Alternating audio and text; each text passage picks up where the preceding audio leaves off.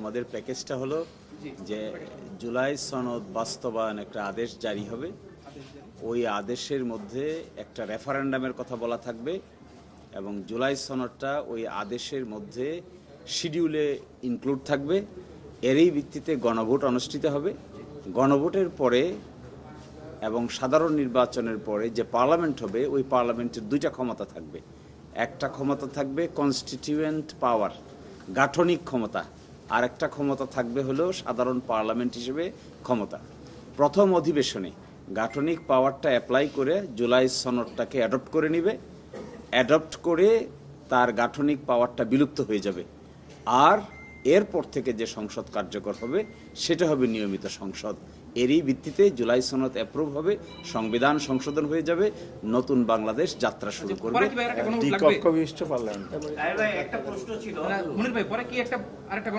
না, আমরা বলেছি আগে যে গণভোট নেওয়া হচ্ছে, এই গণভোটের মাধ্যমে পার্লামেন্টকে একটা কনস্টিটিউয়েন্ট পাওয়ার দেওয়া হবে।